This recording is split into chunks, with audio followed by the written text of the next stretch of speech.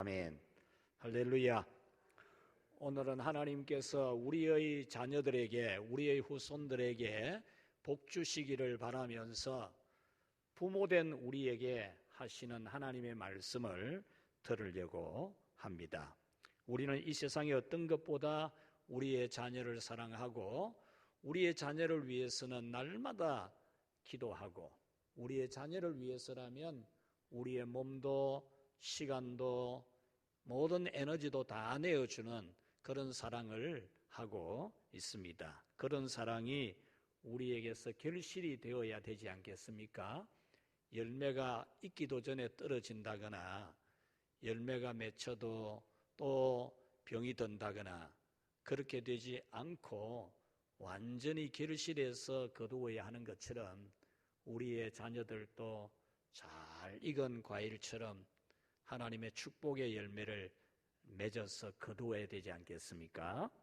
우리 속담에 왕대밭에 왕대난다라는 말이 있습니다. 저는 어린 시절에 성장한 곳이 대나무 밭이 많이 있는 곳에서 성장을 했습니다. 제가 살고 있는 동네 아랫마을 윗마을 전체가 다 마을보다도 훨씬 더 큰 대나무 밭이 아주 폭도 넓고 길이도 긴 아주 동네 마을이 대나무가 뒤에 쫙 이렇게 펼쳐져 있는 그런 마을에서 자라났습니다. 저희 이웃 마을들도 다들 대나무 밭이 많이 있고, 제가 다닌 교회의 그 마을 뒤에도 전부 큰 대나무 밭이 있어서 대나무에 대한 추억이 많이 있습니다. 그 중에 한 가지만 말씀을 드리자면, 이 속담 왕대밭에 왕대난다. 대나무는 봄이 되면은 죽순이 올라옵니다. 죽순. 대나무 순이지요. 대나무 싹입니다. 대나무 싹인데 이 죽순 크기, 죽순의 굵기가 이 대나무의 평생 굵기가 됩니다. 딱 처음에 순이 올라오는 굵기가 대나무가 10년이 지나도 20년이 지나도 똑같은 굵기입니다. 그리고 그 봄에 자라난 키가 그게 평생의 키입니다. 5년 지난다고 대나무가 더 키가 큰다거나 10년이 지난다고 대나무가 더 키가 크지 않습니다. 딱 봄에 올라온 그 죽순, 대나무 순의 굵기가 비를 맞아서 쭉 커 올라간 그 키가 평생의 키가 되지요. 그런데 이 대나무 밭에 굵기가 큰 이 대나무가 나는 밭은 본래 그 밭이 굵은 대나무들로만 있는 밭에서 그런 대나무가 납니다. 가느다란 대나무가 많은 밭에서는 절대로 큰 대나무가 안 생깁니다. 가느다란 죽순이 올라온 그 죽순은 몇 년이 지나도 가느다란 그런 대나무밖에 되지 않죠. 이것을 두고서 우리는 많은 교훈을 얻습니다. 큰 사람 밑에 큰 사람이 난다, 그런 말도 하죠. 큰 나무 밑에서는 큰 나무가 자랄 수가 없지만은 큰 사람 밑에 큰 인물이 난다, 큰 인물이 자랄 수 있다, 이런 말을 사용합니다. 이것은 또한 우리 신앙에도 적용할 수 있습니다. 큰 신앙의 부모 아래에서 큰 신앙의 자녀들이 날 수 있다는 겁니다.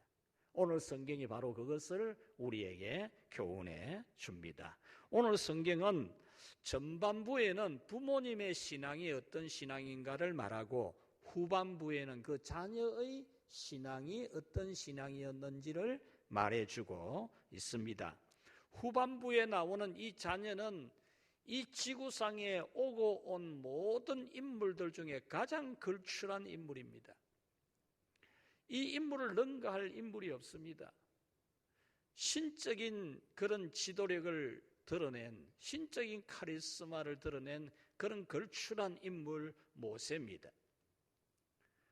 이 모세, 이 걸출한 리더십이 나오게 된 것은 그의 부모님의 신앙이 대단히 걸출하였다.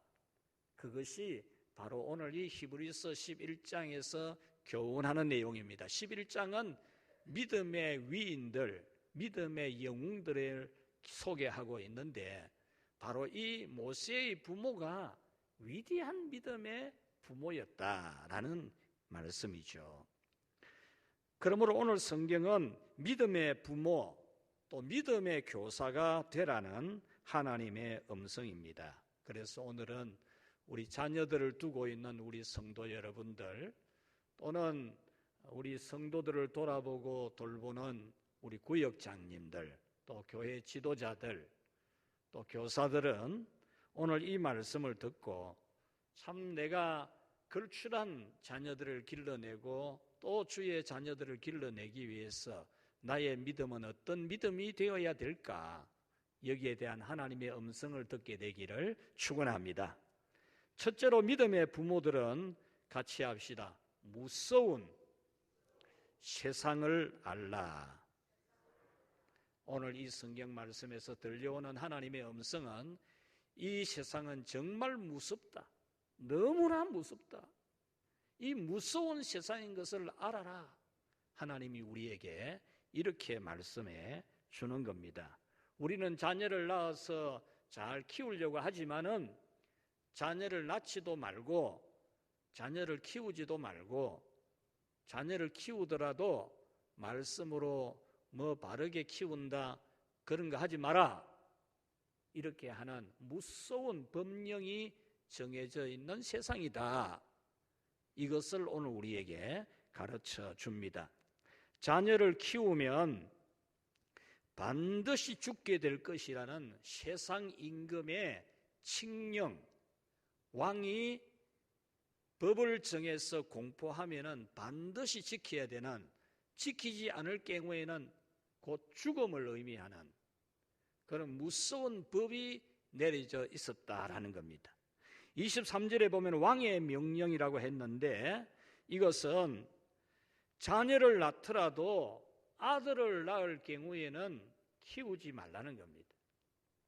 아들을 낳을 경우에는 나일 강에 버려서 죽게 해라는 겁니다. 나일 강물에 그냥 던져 넣으라는 겁니다. 애굽 나라 왕은 자기들의 노예인 히브리인들이 인구가 자꾸 증가하는 것을 두려워하여 만약에 이 히브리인들이 인구가 많아지게 되면은 애굽 나라와 다른 나라가 전쟁을 하게 될 때에 이 히브리인들이 다른 나라하고 힘을 합쳐서 애굽을 치고 이 히브리인들이 다른 곳으로 빠져나가게 될 것을 우려한 나머지 갖은 고생을 다 시킵니다. 노역을 시키고 성을 쌓는데 부역을 하게 하고 강압적으로 너무나 고통스럽게 했습니다. 그럼에도 불구하고 인구가 계속 급증하니까 이제는 남자아이를 낳으면 죽이라. 남자아이를 낳으면 죽이라는 왕의 칙령을 내린 겁니다. 여러분 얼마나 무서운 일입니까? 얼마나 무서운 일입니까? 남자아이는 낳으면 죽이라는 겁니다. 정말 부모로서는 두렵고 무서운 일입니다. 가장 무서운 일입니다. 그보다 더 무서운 일은 없습니다. 만약에 그 아이를 강에 버리지 않고 키우게 되면은 가족이 전부 죽임을 당하게 되는 그런 무서운 법이 내려져 있었습니다. 여러분, 이런 왕의 칙령, 이 법은 오래전 애굽 땅에서 노예살이하던 히브리인들에게만 내려져 있는 게 아니고 오늘 이 시대를 살아가고 있는 우리에게도 똑같이 이보다 더 무서운 칙령들, 왕의 임금의 칙령들이 내려져 있다는 것입니다. 하나님은 오늘 이 성경에 왕의 명령이라는 이 단어를 가지고 오늘 우리에게 내려져 있는 세상 임금, 세상 왕이 우리에게 내려놓은 칙령, 무서운 법들이 너무나 많다. 이것을 부모된 사람들이여 알아라. 그렇게 말하는 겁니다. 이거 알아라 이거죠. 자식을 죽이는 법이 있는 것을 모르고 있는 그런 엉터리 부모가 되지 말고 자녀를 죽이려고 하는 법이 있는 것을 아는 부모, 믿음의 부모가 되라는 그런 말씀입니다. 오늘 이 시대에 우리에게도 이런 세상 임금의 법이 많습니다. 요한복음 12장 31절, 16장 11절에 보면은 사탄을 이 세상의 임금이라 그랬습니다.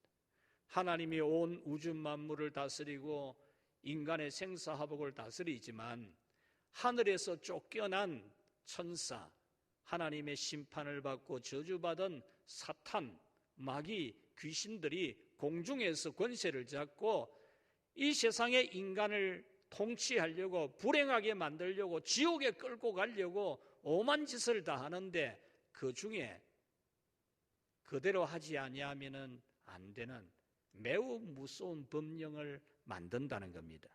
에베소서 2장 2절에 그때에 너희는 세상 풍조를 따르고 공중 권세를 잡은 자를 따랐으니, 이 말씀은 우리가 예수님 믿고 구원받고 중생하기 전에는 세상 풍조를 따르고 공중 권세 잡은 마귀를 따라 살았던 사람이다 그 말입니다.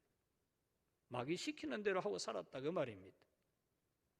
불순종의 아들들 가운데서 역사하는 영이라, 하나님을 믿지 아니하는 사람들에게 역사하는 악한 영들에게 지배당했던 우리였다는 거죠. 이 말씀들은 공중 권세를 잡은 악한 영들은 세상 임금이라는 말씀입니다. 악한 영들은 오늘날 사람들에게 왕 노릇을 하면서 칙령을 내립니다. 마치 애굽의 왕이 히브리인들에게 아들을 낳으면 나일강에 던져서 죽게 해라, 그렇게 하지 아니하면 너희들은 다 죽는다, 이런 칙령을 내렸듯이 악한 영들은, 마귀는 지금 우리에게 이런 칙령을 내리고 있습니다. 자녀 낳지 마라. 집도 없으면서 뭐 자녀 낳노? 하나만 놓지 둘 놓고 세 놓고 그러지 마라. 뭐 하려고 둘이나 놓고 셋이나 놓노? 교육비도 많이 들고 양육비도 많이 들고 또 나중에 시집 장가 보내려고 하면 돈 들고 얼마나 힘드는데, 자녀 교육시키고 하면 다 늙어버리고 얼마나 죽도록 고생해야 되는데 하나만 놓고 말아라, 하나만. 어쩌면 부모의 입이 이 세상 임금, 공중권세 잡은 마귀의 입이 돼가지고 부모가 돼가지고도 자녀들에게 그런 말을 쉽게 합니다. 그래서 모두 다 자녀 낳는 걸 겁을 냅니다. 겁을 내요. 자녀가 잉태가 되었는데 겁을 내가지고 유산을 시키려고 하고 더 안 낳으려고 하고, 뿐만 아니라 세상 임금 사탄은 우리의 자녀를 하나님의 자녀로 바르게 키우지 못하도록 칙령을 계속 내리고 있습니다. 바르게 키우지 말라고. 뭐 교회 다니고 예배 드리고 뭘 그렇게 가르치지 말라고. 자유가 있는데, 인권이 중요한데 자기가 결정해야 되지. 여러분, 이게 어느 정도로 심각하냐 하면, 이 신학대학원 졸업한 부목사가 서울의 교회에 부임을 해서 첫 설교를 하면서 무슨 설교를 했냐면, 여러분, 전도하면 안 됩니다. 사람이 종교를 선택하는 것은 자기의 권한인데 예수 믿으라고 강요하고 전도하는 것은 그 사람의 인권을 짓밟는 겁니다. 이래 설교를 했습니다. 이래 설교를 했어요. 여러분들은 그럴 수 있겠나 싶으지만 이미 세상이 그래 변했어요. 변했다니까요. 그 사람만 그러는 게 아니고 변했어요. 지금 완전히. 그런 사상에 물든 사람들, 초등학교 때부터 그런 사상을 배워왔기 때문에 신학대학원을 졸업하고 목사가 되어도 그런 설교를 하는 겁니다. 반성경적이고 비성경적인 문화를 끊임없이 사탄은 만들어내고, 학문과 법도 반성경적인 이런 학문과 법을 만들어내어서 그것을 따르도록 지금 하고 있다는 겁니다. 지금 매우 무서운 칙령이 우리 코앞에 다가와 있습니다. 그것이 바로 제4차 산업 메타버스입니다. 지금 우리는 소위 휴대폰, 이 스마트폰의 문화가 지금 최정점에 와 있는데, 이 스마트폰을 통해서 청소년, 청년들이 세상의 모든 정보를 수집합니다. 모든 정보를. 그 정보는 상상을 초월하는 지식만이 아니라 세상에 죄악된 것까지도 다 수집할 수 있습니다. 얼마든지 수집할 수 있습니다. 얼마든지 가지고 놀 수 있습니다. 그런데 이거하고 비교가 안 되는 게 뭐냐? 메타버스입니다. 이거하고 차원이 다른, 그래서 4차원이라고 하는 4차 산업이라고 하는 그런 산업을 지금 만들어내고 있습니다. 이 4차 산업 다음에는 5차 산업이 나와야 됩니다. 5차 산업이 지금쯤 4차 산업이 지금 시작이 되었으니까 5차 산업에 대한 말이 나와야 되는데, 지금 미래학자들이 5차 산업이라는 말을 안 합니다. 왜 안 하느냐? 이것이 인류의 끝이 되지 않겠느냐? 4차 산업, 이 메타버스가 이제 펼쳐지게 되면 이 세상에 종말이 오지 않겠느냐? 그렇게 예측하고 5차 산업에 대해 지금 말을 못 내놓고 있습니다. 메타버스라는 말을 제가 지난 회에 잠깐 언급을 했죠. 왜냐하면 이미 한국 사회 세계 산업 정치 구조는 메타버스 구조로 갑니다. 이미 많이 그렇게 되어졌고 앞으로 그렇게 되어집니다. 지는데, 그래서 이것이 앞으로 교회에 어떤 순기능이 있을 것이며 역기능이 있을 것인가, 이 부분을 제가 작년에 기도하면서 생각하고 계속해서 이 부분을 들여다보았습니다. 들여다보고 이제 모레부터 있게 되는 고심 포럼의 주제를 정하면서 제가 이 부분을 주제로 다루도록 결정을 했습니다. 우리 교회 새해 표어는 새로운 일상, 새로운 표준, 말씀 따라 미래로 이렇게 정했는데, 여기에 배경이 뭐냐? 빅체인지 시대, 대변화의 시대입니다. 대변화의 시대. 이 대변화의 시대에 우리가 새로운 표준, 우리가 가지고 있는 새로운 이 표준 일상을 하나님의 말씀으로 만들어 놓지 아니하면 우리는 훅 날아가 버립니다. 우리 신앙이 훅 날아가 봅니다. 우리 자녀들 신앙 훅 날아가 봅니다. 그런 가운데 이 대변화의 시대의 교회의 대응이라는 이런 큰 주제 안에 전부 메타버스와 관계된 그런 내용들로 포럼 주제를 다 정했습니다. 간단하게 설명하자면, 이 메타버스는 설명이 매우 길고 많이 필요하지만은 간략하게 설명하면은 실제 생활이 아니라 가상의 생활을 하게 하는 겁니다. 가상의 생활. 예를 들면 가상화폐 있죠. 가상화폐는 실제는 화폐가 없는 거예요. 없는 건데 실제 화폐처럼 사용하잖아요. 거래도 하고. 이게 이제 메타버스에 속하는 겁니다. 우리 청소년들은 잘 알 겁니다만은 가상인간을 만들어요.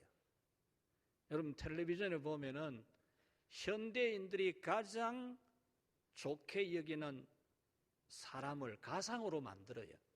인물도, 헤어스타일도, 이 옷도, 화장도, 목소리도. 현대인들이 가장 좋아하는 것이 뭐냐?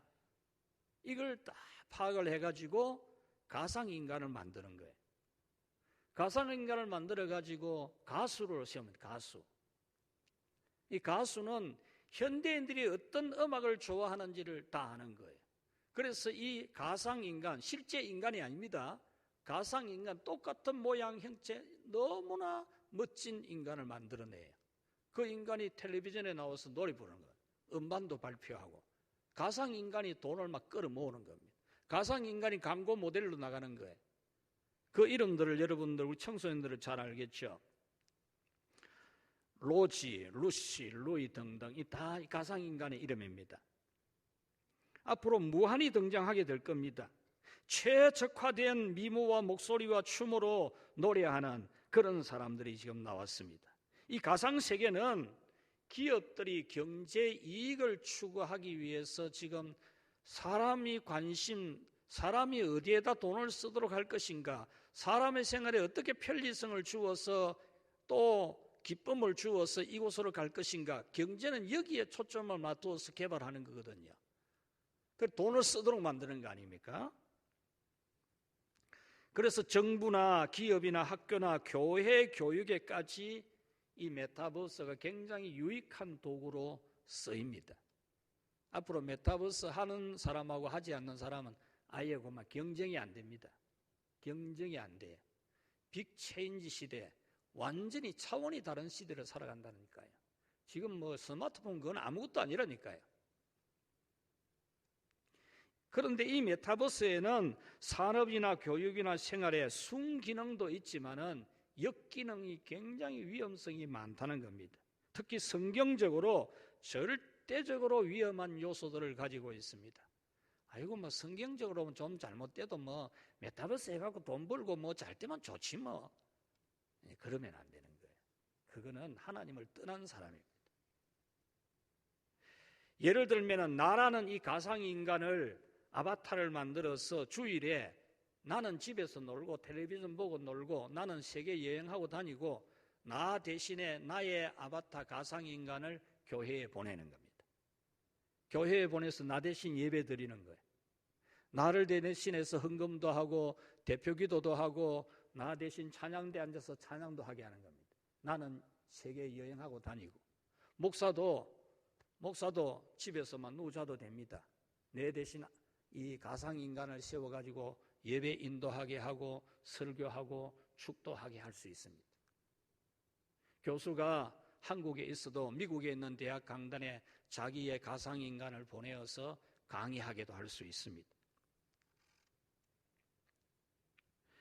이렇게 메타버스는 인간을 초월적인 존재로 인식하게 합니다. 초월적인 존재. 어디든지 갈 수 있습니다. 어디든지 아바타가, 가상인간이. 우리 집에 호랑이도 키울 수 있어요. 호랑이. 가상 호랑이를 키울 수 있다니까. 호랑이가 걸어다니는 집이 되게 할 수 있어요.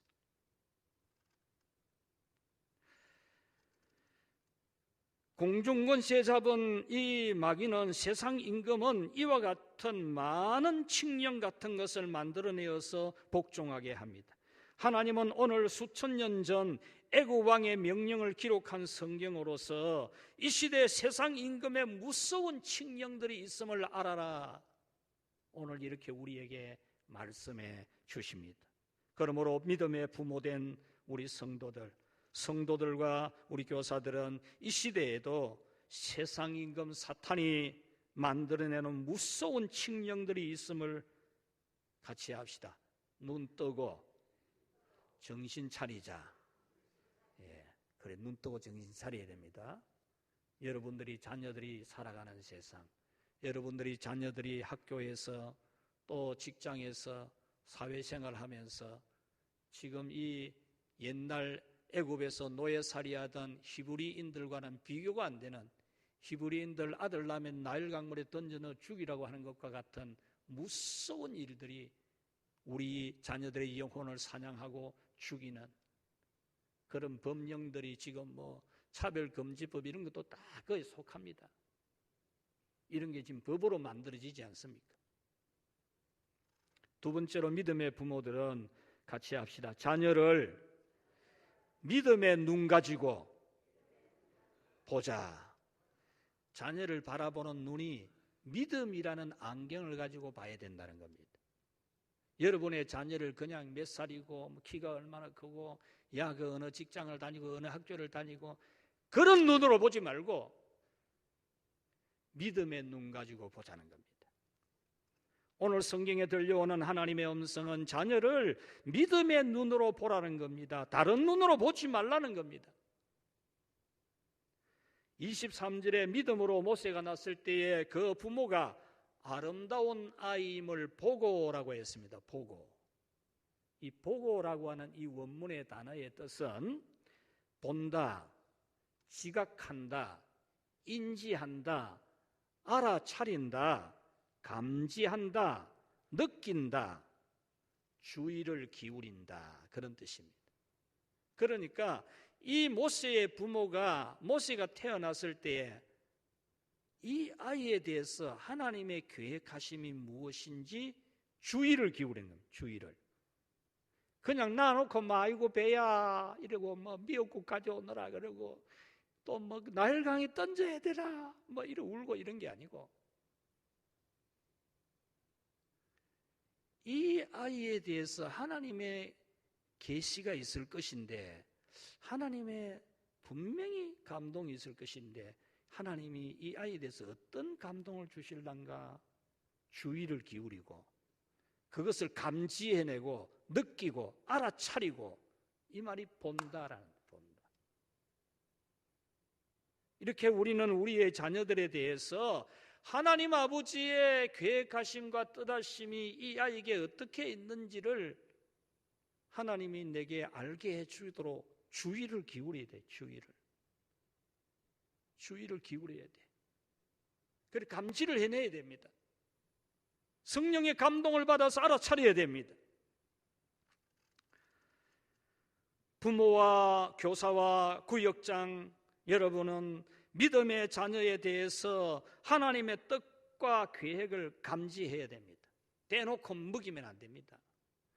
여러분 자녀를 대놓고만 서울대 가라 법대 가라 뭐 이러지 말고, 이 아이에 대한 하나님의 계획하심이 무엇인지를 알고 그것을 위해 기도하고 그것을 인도해야 되듯이, 여러분들이 가르치는 어린 생명들, 청소년들, 또 구역의 성도들을 할 때도 대놓고 막 그냥 예배드리고 기도하는 게 아니고, 이 성도에 대해서 하나님이 어떤 계획을 가지고 있는가, 이걸 읽어내야 돼요.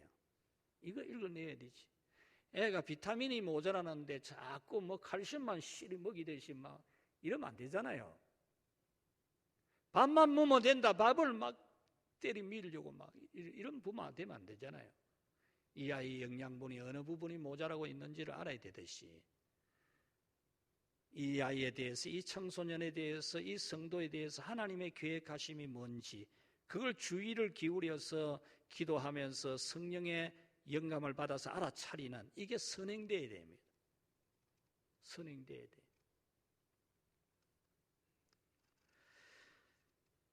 그러기 위해서 여러분은 기도를 많이 해야 되고 생각도 좀 깊이 해야 됩니다. 생각도 대놓고 막 그래 해라 이게 아니고, 생각도 깊이 해서 성령님으로도 확실하게 감동을 받는, 계시라고 표현하기는 좀 그렇지만 하나님의 영감을 확실하게 받아야 돼.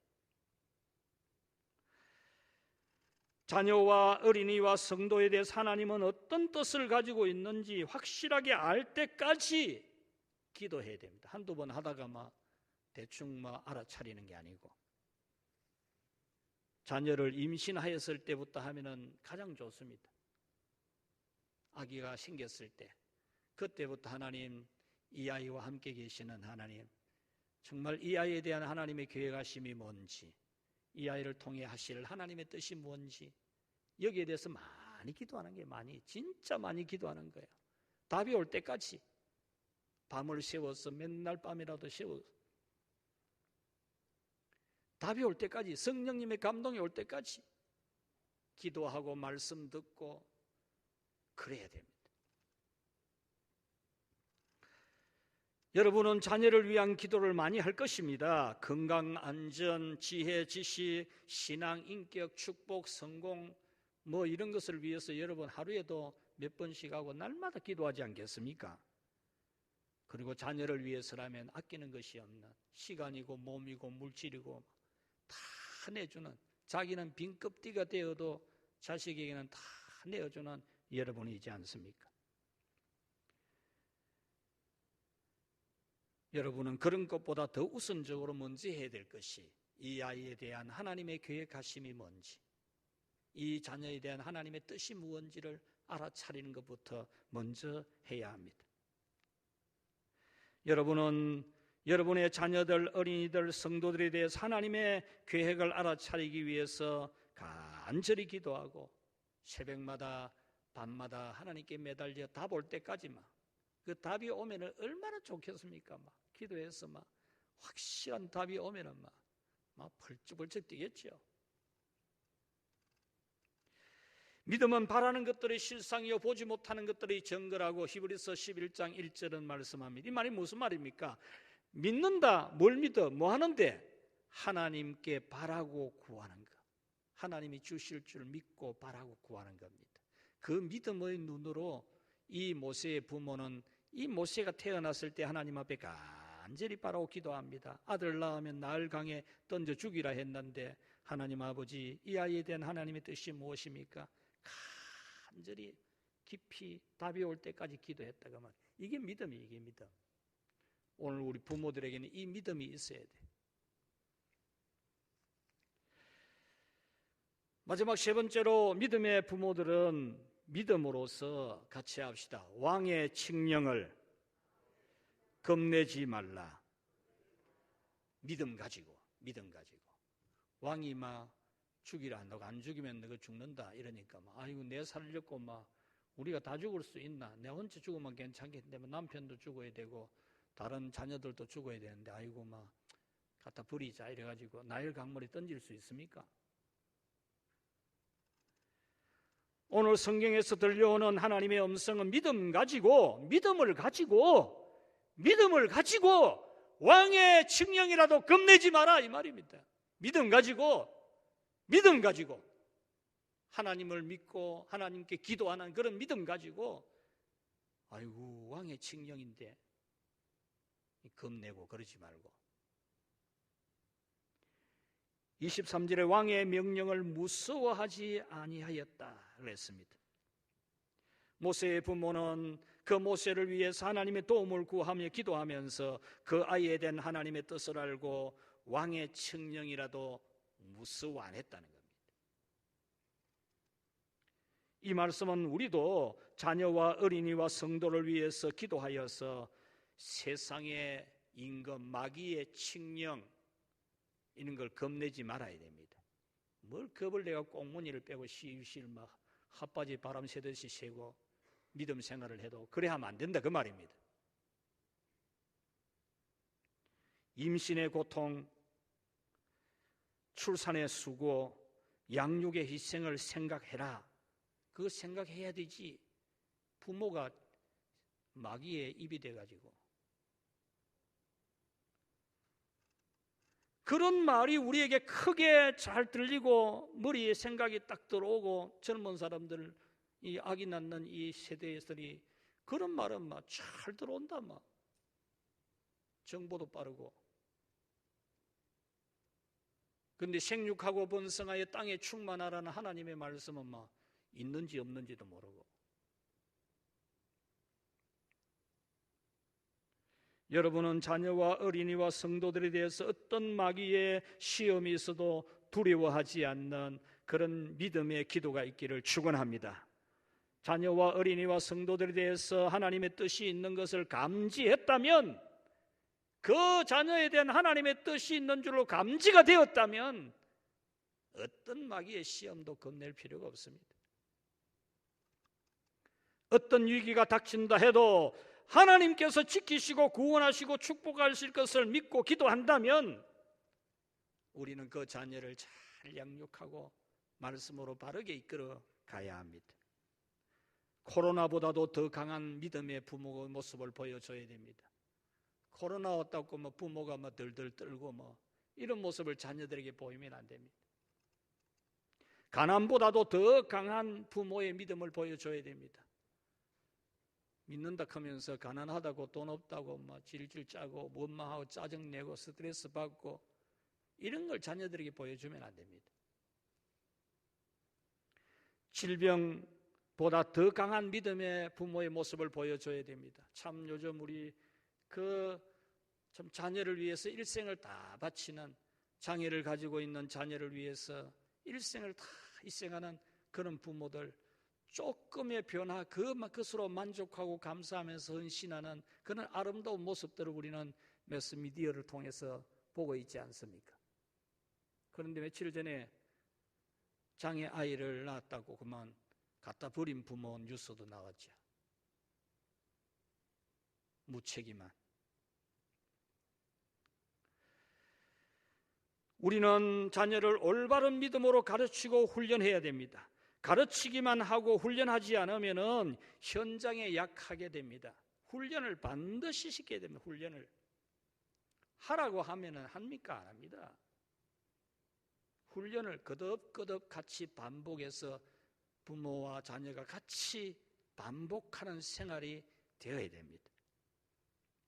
주일을 지키는 믿음도 언제나 주일 되면은 주일 전날부터 토요일부터 준비하는, 자녀들과 같이 준비하는 겁니다. 교회 갈 준비를 자기 혼자 다 해놓고 내일 같이 가자 이런 게 아니고 자녀하고 같이 준비를 하는 거예요.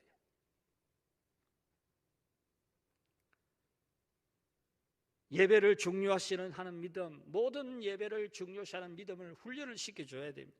11조 하는 것도 철저하게 같이 훈련을 시켜줘야 돼. 훈련을 시켜줘야 하지.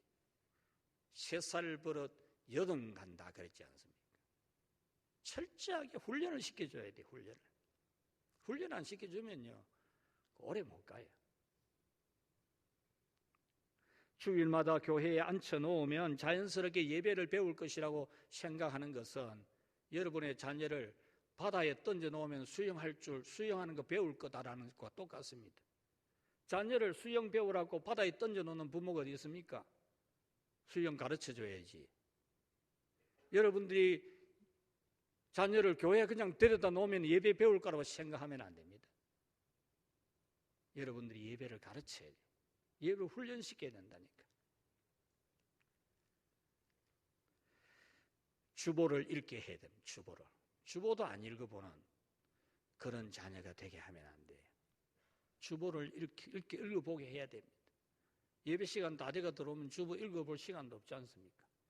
일찍 와서 주보를 읽어보도록 하고 예배 순서 내용도 가르쳐 줍니다. 이 내용이 뭔지, 이 순서가 어떤 내용인지 자녀들이 알도록 반복해서 가르쳐주면 나중에 다 알게 됩니다. 스스로 찬송가를 찾아 따라 부르도록, 찬송가를 스스로 찾아서 따라 부르도록 훈련을 시켜야 됩니다. 여러분, 우리 성탄절에 보면은 우리 이 아동들이 나와서 그 인사말하고 또 성탄절 성경구절 암송하고 그러지 않습니까? 얼마나 귀엽습니까? 그 준비시키니까 하잖아요. 준비시키니까. 2돌 지난 아이가 성탄절을 암송하는 걸 단어 한 2개 하다가 또 고개 돌리다가 한참 그 다음 하니까 기억이 안 나니까 한참 머리 돌리다가 또 단어 찾아내가지고 또 이어나가고 하는 걸 제가 어제 동영상을 보았습니다. 우리가 훈련시키면 해요. 훈련시키면. 헌금하는 이유도 설명을 해줘야 됩니다. 그래서 스스로 헌금하도록 해야 되지. 설교를 주의 깊게 듣는 법도 가르쳐야 됩니다. 들은 것을 그림으로 그리도록, 집에서 설교 들은 것을 그림으로 그리도록 그림 도구도 준비해주고, 또 설교 들은 것 중에 깨달은 거 한 가지 메모할 수 있도록 메모 노트도 마련해주고, 또 한 가지 내용은 기억했다가 식사 시간에 이야기하도록, 식사 시간에 설교 들은 깨달은 것을 이야기하도록 기회를 주고 이렇게 해야 됩니다. 예배 시간에 조용히 있어야 하는 것도 알게 해줘야 되고, 함께 예배하는 것이 하나님을 얼마나 기쁘시게 하는 것인지도 가르쳐줘야 됩니다. 이 내용들은 스티븐 자네 블라이가 쓴 왼손으로 때리고 오른손으로 안아주라는 책, 두란노에서 나온 책에서 발췌한 내용들입니다. 여러분, 자녀들을 훈련시켜야 됩니다. 그냥 놔두면 자라는 게 아닙니다. 그냥 놔두면 세상 임금, 마귀가 만들어놓은 법령대로 살아가게 됩니다. 말씀을 맺겠습니다. 오늘 오후에 교사 은신 예배를 계획했는데 코로나 확산으로 연기를 하였습니다. 예전 같으면 헌신 예배 순서는 남전도의 여전도의 순서대로 쭉 가고 7월 달에 여름 어린이 성경학교 있고 청소년부 수련회 있으면 교사 헌신 예배를 드렸는데, 금년에는 1월 달에 교구장, 구역장, 권찰 헌신 예배 드리고 2월 달에는 교사 헌신 예배 드리고 2월 달에는 구역 예배를 시작하게 했습니다. 그 이유는 지금 시대적 상황이 이렇게 하지 아니하면 안 될 만큼 대단히 엄중하기 때문입니다. 성도의 모임, 다음 세대의 교육은 그 사람의 건강한 믿음을 유지하는데 반드시 필요한 생태계, 신앙의 생태계입니다. 여러분, 공적으로 모여서 예배드리고 헤어지는 것으로는 건강한 신앙을 절대로 유지 못합니다. 그래서 초대교회부터 성도들의 모임, 성도들의 교제가 중요한 교회의 요소로 자리를 잡은 겁니다. 언제쯤 하다가 지금 벌써 3년째 접어들지 않습니까? 어렵고 힘들어도 우리가 성도들을 만나서 인사도 나누고 기도도 하고 또 어려운 사람이 있으면 돕기도 하고 기도해주고 계란 하나라도 갖다 주고 추운데 벌벌 떨면서라도 가가지고 기도해주고 오고 이런 거 해야 돼요. 이게 자기 신앙이나 전체 신앙의 아주 중요한 생태계입니다. 또 다음 세대 교육도 마찬가지입니다. 이 다음 세대 교육이 건강하게 유지되지 아니하면 이 장기화되는 전염병 때문에 이 생태계가 무너지게 되어 있어요. 지금 크리스찬들을 통하여 설문조사를 해보면 30%는 이미 교회 안 가도 된다, 교회 안 가도 믿는 거다, 이 인식이 지금 자리 잡았어요. 이 팬데믹 때문에 10명 중에 3명은 교회 안 가도 예수님 믿는 거다, 교회 안 가도 천국 간다, 그렇게 생각한다는 겁니다.